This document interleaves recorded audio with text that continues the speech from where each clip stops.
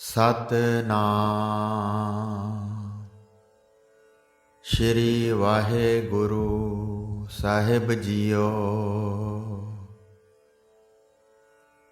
ਭਾਗ ਅਠੜੇ ਹਰ ਸੰਤ ਤੁਮਹਾਰੇ,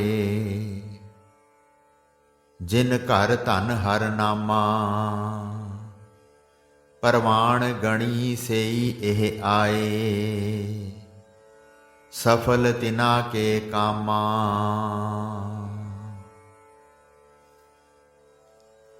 ਪਰਮ ਸਨਮਾਨਿਓ ਗੁਰੂ ਰੂਪ ਗੁਰੂ ਖਾਲਸਾ ਸਾਧ ਸੰਗਤ ਜੀ, ਵਾਹਿਗੁਰੂ ਜੀ ਕਾ ਖਾਲਸਾ, ਵਾਹਿਗੁਰੂ ਜੀ ਕੀ ਫਤਿਹ।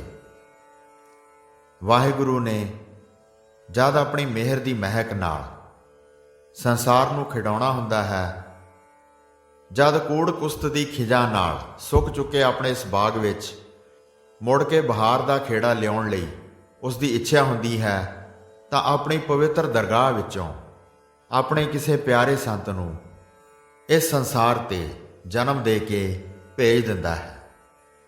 ਸੰਤ ਗੁਰਮੁਖ ਸਿੰਘ ਜੀ ਦਾ ਜਨਮ ਇਸ ਅਟਲ ਸੱਚਾਈ ਨੂੰ ਦਰਸਾਉਂਦਾ ਸਾਫ਼ ਤੌਰ 'ਤੇ ਚਮਕ ਰਿਹਾ ਹੈ ਕਿ ਅਕਾਲ ਪੁਰਖ ਨੂੰ ਰੂਹਾਨੀਅਤ ਦੇ ਸੋਮੇ ਗੁਰੂ ਧਾਮਾਂ ਦੀ ਸੇਵਾ ਲੈਣੀ ਮਨਜ਼ੂਰ ਸੀ, ਤੇ ਇਸ ਕਾਰਜ ਲਈ ਉਸਨੇ ਆਪਣੇ ਇਸ ਮਹਾਨ ਸੰਤ ਨੂੰ ਸੰਸਾਰ 'ਤੇ ਭੇਜ ਦਿੱਤਾ। ਸ਼੍ਰੀ ਗੁਰੂ ਗੋਬਿੰਦ ਸਿੰਘ ਜੀ ਮਹਾਰਾਜ ਜੀ ਦੇ ਪਿੱਛੋਂ 100-125 ਸਾਲ ਤੱਕ ਸਿੱਖਾਂ ਨੂੰ ਭਾਰਤ ਵਰਸ਼ ਦੀ ਗੁਲਾਮੀ ਦੇ ਸੰਗਲ ਕੱਟਣ ਲਈ ਜੰਗਾਂ ਯੁੱਧਾਂ ਵਿੱਚ ਰੁੱਝਿਆ ਰਹਿਣਾ ਪਿਆ। ਇੱਕ ਪਾਸੇ ਮੁਗਲ ਸ਼ਹਿਨਸ਼ਾਹੀ ਦੀ ਮਹਾਨ ਸੰਦਬਧ ਸ਼ਕਤੀ ਸੀ, ਤੇ ਦੂਜੇ ਪਾਸੇ ਮੁੱਠੀ ਭਰ ਦਸ਼ਮੇਸ਼ ਪਿਤਾ ਦੇ ਦੁਲਾਰੇ ਸਨ। ਇਸ ਧਰਮ ਯੁੱਧ ਵਿੱਚ ਸਿੱਖਾਂ ਨੂੰ ਭਾਰੀਆਂ ਕੁਰਬਾਨੀਆਂ ਦੇਣੀਆਂ ਪਈਆਂ। ਮੁਗਲਾਂ ਨੇ ਸਿੱਖਾਂ ਦੇ ਗੁਰਦੁਆਰਿਆਂ ਨੂੰ ਭਾਰੀ ਨੁਕਸਾਨ ਪਹੁੰਚਾਇਆ, ਅਤੇ ਸਿੱਖ ਉਹਨਾਂ ਦੀ ਠੀਕ ਤੌਰ 'ਤੇ ਸੇਵਾ ਨਾ ਕਰ ਸਕੇ। ਆਖਿਰ ਗੁਰੂ ਦੀ ਮਿਹਰ ਹੋਈ ਅਤੇ ਸਿੱਖ ਰਾਜ ਦੇ ਕੇਸਰੀ ਝੰਡੇ ਜਮਨਾ ਦੀਆਂ ਪਵਿੱਤਰ ਲਹਿਰਾਂ ਨਾਲ ਖੇਡਦੇ ਹੋਏ ਜਮਰੌਦ ਦੀਆਂ ਚੋਟੀਆਂ ਤੱਕ ਝੂਲਦੇ ਹੋਏ ਵਿਖਾਈ ਦੇਣ ਲੱਗੇ। ਮਹਾਰਾਜਾ ਰਣਜੀਤ ਸਿੰਘ ਉੱਤਰੀ ਭਾਰਤ ਦੇ ਵਿਸ਼ਾਲ ਦੇਸ਼ ਦਾ ਸੁਤੰਤਰ ਪਾਤਸ਼ਾਹ ਬਣ ਗਿਆ, ਅਤੇ ਉਸਨੇ ਸਿੱਖੀ ਅੰਮ੍ਰਿਤ ਦੇ ਰੂਹਾਨੀ ਸੋਮਿਆਂ ਦੇ ਗੁਰਦੁਆਰਿਆਂ ਸੰਬੰਧੀ ਆਪਣੇ ਫਰਜ਼ਾਂ ਨੂੰ ਪਛਾਣਿਆ ਅਤੇ ਪੂਰਾ ਕਰਨ ਦਾ ਯਤਨ ਕੀਤਾ। ਉਸਨੇ ਨਾ ਕੇਵਲ ਪੰਜਾਬ ਤੇ ਸਰਹੱਦ, ਸਗੋਂ ਪਟਨਾ ਸਾਹਿਬ ਤੇ ਸ਼੍ਰੀ ਹਜੂਰ ਸਾਹਿਬ ਵਿੱਚ ਕਲਗੀਧਰ ਪਿਤਾ ਦੀਆਂ ਅਭੁੱਲ ਯਾਦਗਾਰਾਂ ਨੂੰ ਸੁੰਦਰ ਗੁਰਦੁਆਰਿਆਂ ਦੇ ਰੂਪ ਵਿੱਚ ਬਣਵਾਇਆ। ਸਿੱਖ ਰਾਜ ਰਹਿੰਦਾ ਤਾਂ ਇਹ ਸ਼ੁਭ ਕਾਰਜ ਦੀ ਸਿੱਧੀ ਲਈ ਕਿਸੇ ਹੋਰ ਨਿਯੁਕਤੀ ਦੀ ਲੋੜ ਨਹੀਂ ਸੀ, ਪਰੰਤੂ ਵਾਹਿਗੁਰੂ ਦੀ ਇੱਛਾ ਹੀ ਸਮਝੋ, ਜੋ 1839 ਈਸਵੀ ਨੂੰ ਪੰਜਾਬ ਦੇ ਸ਼ੇਰ ਦੇ ਅੱਖਾਂ ਮੀਟਦੇ ਹੀ ਹਾਲਾਤ ਨੇ ਕੁਝ ਇਸ ਤਰ੍ਹਾਂ ਦਾ ਰੂਪ ਧਾਰਨਾ ਸ਼ੁਰੂ ਕਰ ਦਿੱਤਾ ਕਿ ਸਿੱਖ ਰਾਜ ਦੀ ਮਹਾਨ ਅਟਾਰੀ ਦੀਆਂ ਥੰਮੀਆਂ ਥਿੜਕਣ ਲੱਗੀਆਂ, ਤੇ 9-10 ਸਾਲਾਂ ਪਿੱਛੋਂ ਉਸ ਦਾ ਖਾਤਮਾ ਹੋ ਗਿਆ। ਗੁਰਦੁਆਰਿਆਂ ਦੀ ਸੇਵਾ ਦਾ ਕੰਮ ਅਪੂਰਨ ਹੀ ਰਹਿ ਗਿਆ, ਅਤੇ ਇਉਂ ਮਾਲੂਮ ਹੁੰਦਾ ਹੈ ਕਿ ਉਸ ਨੂੰ ਸੰਪੂਰਨ ਕਰਨ ਲਈ ਹੀ ਅਕਾਲ ਪੁਰਖ ਨੇ ਆਪਣੇ ਪਿਆਰੇ ਸੰਤਾਂ ਨੂੰ ਇਸ ਸੰਸਾਰ 'ਤੇ ਭੇਜਿਆ। ਸਿੱਖ ਰਾਜ ਦੇ ਅੰਤ ਪਿੱਛੋਂ ਸੰਤ ਬਾਬਾ ਗੁਰਮੁਖ ਸਿੰਘ ਜੀ ਦਾ ਪਵਿੱਤਰ ਜਨਮ ਪਟਿਆਲਾ ਰਾਜ ਦੇ ਨਗਰ ਦਿਆਲਗੜ੍ਹ ਕਿਲ੍ਹਾ ਰਾਣੀ ਸੁੱਖਾਂ ਵਿਖੇ 1849 ਦੀ ਰਾਮ ਅਸ਼ਟਮੀ ਦੇ ਸ਼ੁਭ ਦਿਹਾੜੇ ਭਾਈ ਕਰਮ ਸਿੰਘ ਜੀ ਅਰੋੜ ਦੇ ਗ੍ਰਹਿ ਵਿਖੇ ਸ਼੍ਰੀ ਮਾਤਾ ਗੁਰਦੇਈ ਜੀ ਦੀ ਕੁੱਖੋਂ ਹੋਇਆ। ਸੰਤ ਬਾਬਾ ਗੁਰਮੁਖ ਸਿੰਘ ਜੀ ਦੇ ਪਵਿੱਤਰ ਮਸਤਕ ਤੇ ਪੈਦਾਇਸ਼ ਦੇ ਸਮੇਂ ਹੀ ਇੱਕ ਅਨੋਖੀ ਚਮਕ ਸੀ, ਜੋ ਉਹਨਾਂ ਦੀ ਮਹਾਨ ਆਤਮਾ ਨੂੰ ਦਰਸਾ ਰਹੀ ਸੀ।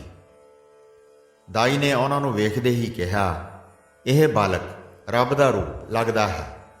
ਜਿਸ ਨੇ ਵੀ ਦੇਖਿਆ ਇਹੋ ਰਾਏ ਪ੍ਰਗਟ ਕੀਤੀ, ਅਤੇ ਉਸ ਦਾ ਸਿਰ ਆਪਣੇ ਆਪ ਇਸ ਬਾਲਕ ਦੇ ਸਤਿਕਾਰ ਲਈ ਝੁਕਦਾ ਹੋਇਆ ਵੇਖਿਆ ਗਿਆ।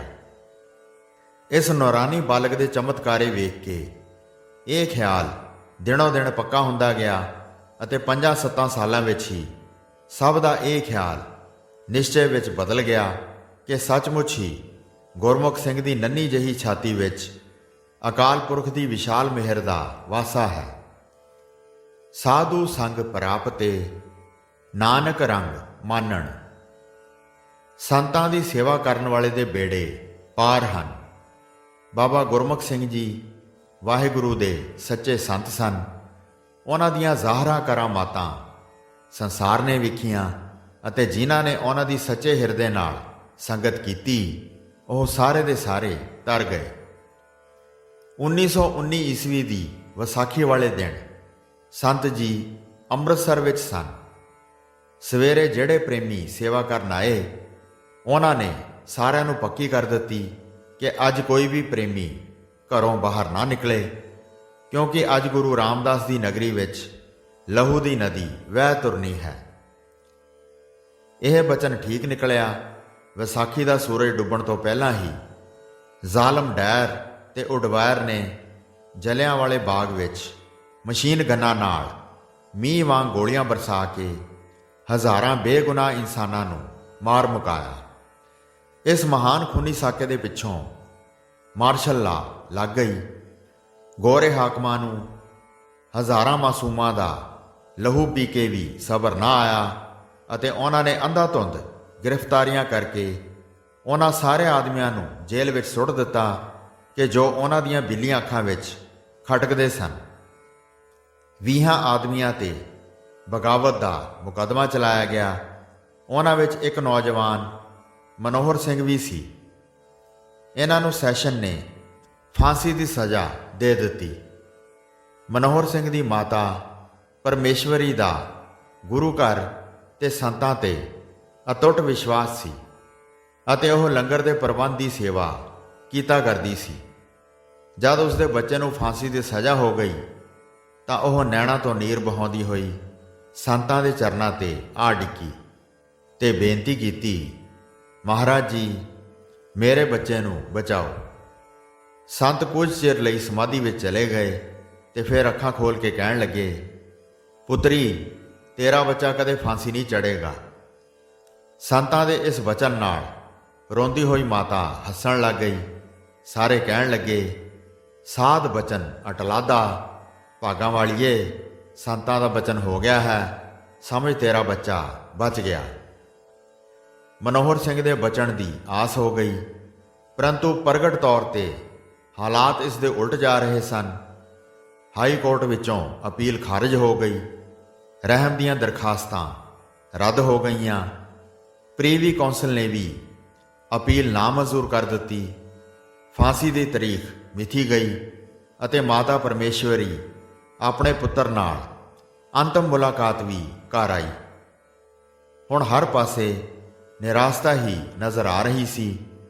ਉਹ ਰੋਂਦੀ ਹੋਈ ਸੰਤਾਂ ਦੇ ਪਾਸ ਆਈ ਤੇ ਆਖਣ ਲੱਗੀ, ਮਹਾਰਾਜ ਜੀ, ਮੇਰਾ ਮਨੋਹਰ ਸਿੰਘ ਕੱਲ ਨਹੀਂ ਹੋਣਾ ਤੇ ਇਸ ਦੇ ਨਾਲ ਹੀ ਉਸ ਦੀਆਂ ਭੁੱਬਾਂ ਨਿਕਲ ਗਈਆਂ।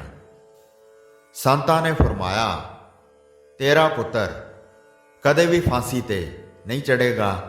ਗੁਰੂ ਮਹਾਰਾਜ ਉਸ ਨੂੰ ਫਾਂਸੀ ਦੇਣ ਵਾਲੀ ਰੱਸੀ ਤੋੜ ਦੇਵੇਗਾ। ਸਭ ਹੈਰਾਨ ਸਨ ਕਿ ਸੰਤ ਹੁਣ ਮਨੋਹਰ ਸਿੰਘ ਨੂੰ ਫਾਂਸੀ ਤੋਂ ਕਿਸ ਤਰ੍ਹਾਂ ਬਚਾ ਲੈਣਗੇ। ਪਰੰਤੂ ਸੰਤਾਂ ਦੀ ਰੂਹਾਨੀ ਸ਼ਕਤੀ 7 ਸਾਗਰਾਂ ਤੋਂ ਪਾਰ ਬਰਤਾਨੀਆ ਦੀ ਰਾਜਧਾਨੀ ਲੰਡਨ ਦੇ ਰਾਜ ਅਧਿਕਾਰੀਆਂ ਦੀਆਂ ਹਿੱਕਾਂ ਵਿੱਚ ਕੰਮ ਕਰ ਰਹੀ ਸੀ ਅਤੇ ਉਹ ਇਹ ਫੈਸਲਾ ਕਰਨ ਲਈ ਮਜਬੂਰ ਹੋ ਰਹੇ ਸਨ ਕਿ ਇਹਨਾਂ ਆਦਮੀਆਂ ਨੂੰ ਫਾਂਸੀ ਨਾ ਦਿੱਤੀ ਜਾਵੇ, ਕਿਉਂਕਿ ਉਹ ਡਰ ਗਏ ਸਨ ਕਿ ਅਜਿਹਾ ਕਰਨ ਨਾਲ ਪੰਜਾਬ ਦੇ ਸੂਰਮੇ ਬਗਾਵਤ ਕਰ ਦੇਣਗੇ। ਇਸ ਲਈ ਉਹ ਸ਼ਸ਼ੋ ਪੰਜ ਵਿੱਚ ਪਏ ਹੋਏ ਸਨ। ਫਾਂਸੀ ਲਾਹੌਰ ਸੈਂਟਰਲ ਜੇਲ੍ਹ ਵਿੱਚ ਦਿੱਤੀ ਜਾਣੀ ਸੀ।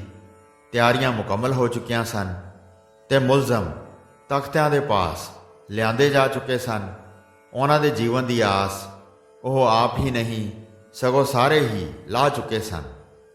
ਸਭ ਇਹੋ ਸਮਝ ਰਹੇ ਸਨ ਕਿ ਇਹਨਾਂ 20 ਨੌਜਵਾਨਾਂ ਦੇ ਜੀਵਨ ਦੇ ਕੇਵਲ ਕੁਝ ਮਿੰਟ ਹੀ ਬਾਕੀ ਰਹਿ ਗਏ ਸਨ। ਜੇਲ੍ਹ ਵਾਲਿਆਂ ਨੇ ਜੇਲ੍ਹ ਦੇ ਅੰਦਰ ਹੀ ਉਹਨਾਂ ਦੇ ਸੰਸਕਾਰ ਕਰਨ ਲਈ ਲੱਕੜੀਆਂ ਵੀ ਸੁਟਵਾ ਲਿੱਤੀਆਂ ਸਨ। ਨਿਰਾਸ਼ਤਾ ਦੇ ਇਸ ਘੁੱਪ ਹਨੇਰੇ ਵਿੱਚ ਸੰਤ ਆਤਮਾ ਦੀਆਂ ਰੂਹਾਨੀ ਕਿਰਨਾਂ ਚਮਕ ਉੱਠੀਆਂ। ਮਨੋਹਰ ਸਿੰਘ ਨੂੰ ਤਖਤੇ ਤੇ ਚੜਾਉਣ ਤੋਂ ਪਹਿਲਾਂ ਮੈਜਿਸਟ੍ਰੇਟ ਨੇ ਬਾਹਰ ਵੱਲ ਵੇਖਿਆ ਤਾਂ ਤਾਰ ਘਰ ਦਾ ਚਪੜਾਸੀ ਸਾਈਕਲ ਤੇ ਚੜ੍ਹਿਆ ਆ ਰਿਹਾ ਸੀ।